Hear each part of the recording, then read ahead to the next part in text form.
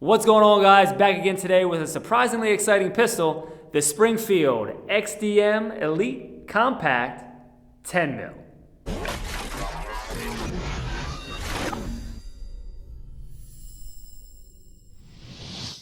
As always, thanks to Target Shooting Solutions for letting me use the range for this video. I appreciate the support. If you're ever down in the Avondale, Pennsylvania area, be sure to check them out. All right, guys, so here it is, the Springfield XDM Elite in 10 mil. This is the compact version. Now, I've had this gun for a month and a half, and it's really surprised me. So I do want to say I did not buy this firearm. I actually won it in a raffle, which was awesome because I never win raffles. And when I knew this was up for raffle, I was like, man, you know what? I'd love a 10 mil because I've never owned a 10 mil. So it just was crazy that I actually won the thing. And it's surprisingly been a really cool pistol, and I wouldn't have known because, to be honest with you, I wouldn't have bought it. So I got nothing against Springfield. I'm probably not going to win any points with Springfield with this video because I'm going to talk about things that I don't like about it. However, I feel like you can't always like every single little thing about a gun, but overall it's been pretty cool. So let's get to it.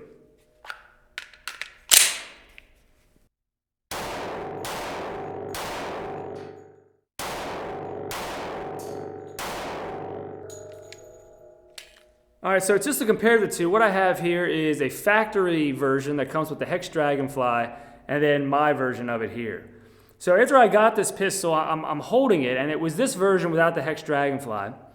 And what I really didn't care for was the flared magwell piece here that also acts as a little extension for your pinky. Problem is, now I don't have large hands, but holding this thing, it really sort of reduces the area you have for your fingers. So I'm always left with this pinky sort of either hanging off or really in an uncomfortable spot on the magwell, which is supposed to help as like a little extension. But like if somebody that had really thick fingers, I mean, they could easily get 2 fingers on there and this would be comfortable, but I don't like hanging a pinky. I like to have a full grip on a gun, and like this, I just can't do it. My fingers are cramped. It doesn't feel good in this position. So as I was looking at it more, I found that this piece is removable, so I removed that piece, and I kept the factory +1 extension for the mag. So as you can see here, I've removed that pinky, the flared magwell with the slight extension, and kept the +1 base pad. Now these firearms come standard 10-round mags, or they also come with the +1 extended base pad, so your capacity goes to 11 in the mag, 1 in the pipe, so you got 12 total in the gun. But now, once you remove that flared magwell, it is really nice for me, having the size hands that I have, to get my hand around this whole thing. The extended base pad for the +1 mag really is a perfect setup where my finger now does not hang off and I don't have that weird obstruction on my hand. I can't really get a good purchase on the firearm. So now I can get all my fingers on there comfortably with the extended base pad. So that's how I'm running it, and I found it very, very comfortable to shoot. Even being a 10 mil in this smaller package, I'm not gonna say it's obviously nowhere near like a 9 mil. However, with the 10 mil in this package, I found it to be very controllable. And before I had this gun, I've never owned a 10 mil. I've only shot a 10 mil one time from a heavier 1911 gun. And I was expecting this thing to be just really, really snappy.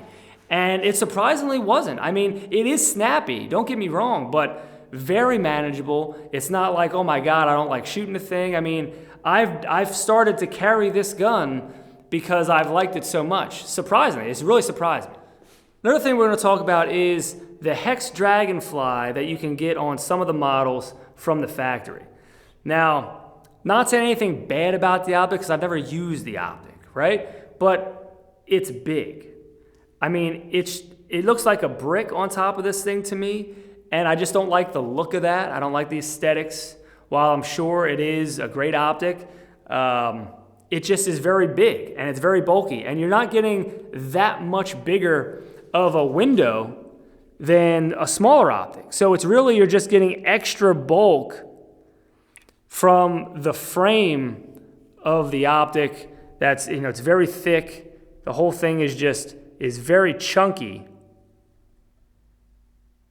So I just didn't like that look. So from the factory, you can get different mounting plates. So at first, I got the Vortex mounting plate thinking I was gonna run a Vortex Venom. Because I like the Venoms, they got the top mounting battery. I've had it on other guns, it's a great optic. So I wanted to do that option. However, when I got it, I put the optics plate on, put the Venom on, and I didn't like the way it sat. So if you're not familiar with this gun, the slide on this gun tapers up. So it starts a little thicker down bottom and then it tapers skinnier towards the top. The base plates hang over just a little bit. And with the larger optics, they tend to actually stick out further than the slide. And I didn't like that look. With the Hex Dragonfly, this thing is huge and it really sticks out like wings. If I can get it to focus. Really sticks out like wings. It gives the overall wide, bricky appearance, and I don't like that. So what I did was I went back and got the other plate for the SIG Romeo Zero. Now I was like, okay, so I don't want the Romeo Zero because it's a plastic sight, and I don't like that. I carry on my 365 XL, I put on the Holosun 507K. I'm like, okay, great, it's the same footprint, so it'll just mount right on. It doesn't. So if you get this gun and you want to run a 507K to get that smaller package where you don't have a very wide optic and you want a smaller carry optic on there, you have to modify the plate just a little bit. So what I have here is the Vortex plate, and this is just going to be for an example because it's not set up the exact same way. In the front of the Holosun plate for the Romeo, the two posts are a little too long for the Holosun. So these had to be shortened just a little bit. And then in the back of the plate that's on the gun, instead of these two posts, there's only one post. And that post has to be completely removed for the Holosun to fit because there is no rear post on the Holosun.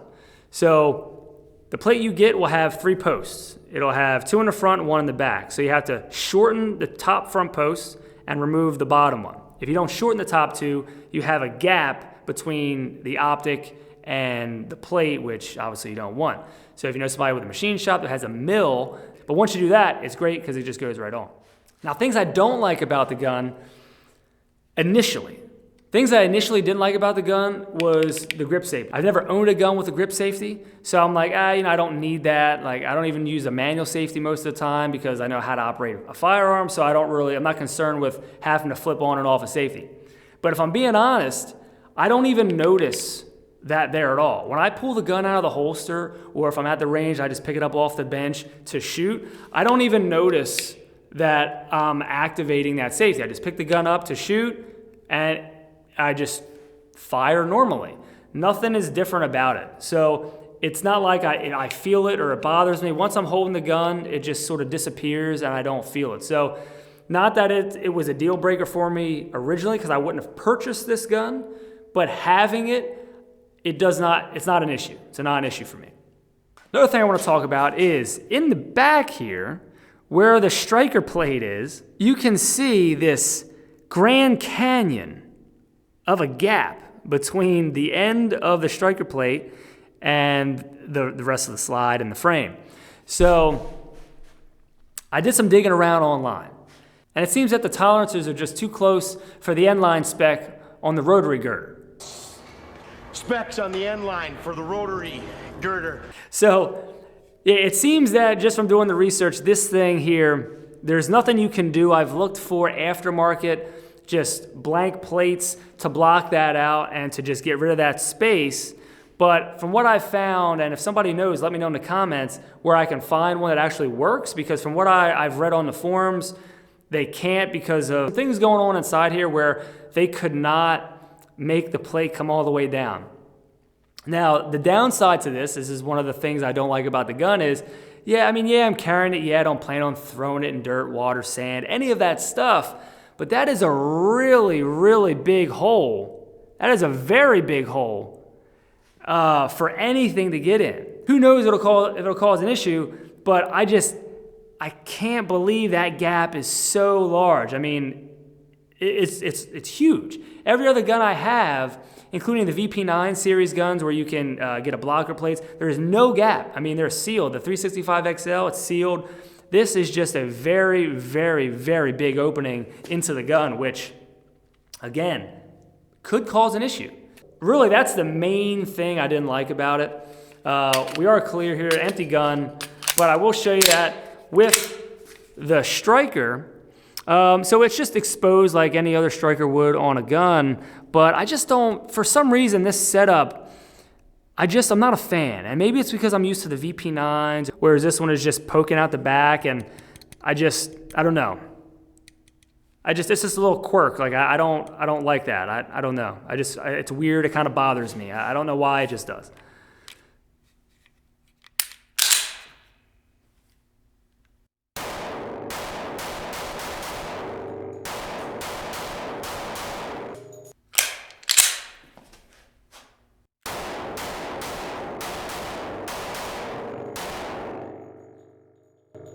Telling you guys, this is just a sweet little pistol. I did not think I was gonna like this gun so much that I would actually start carrying it.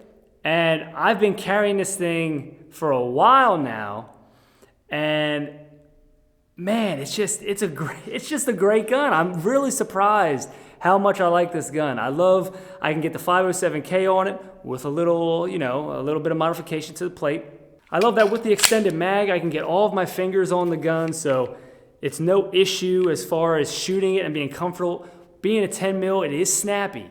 So I really want to be comfortable shooting it. I want to make sure I got a really good purchase on the gun so that I can control it as best I can and have it not be an issue.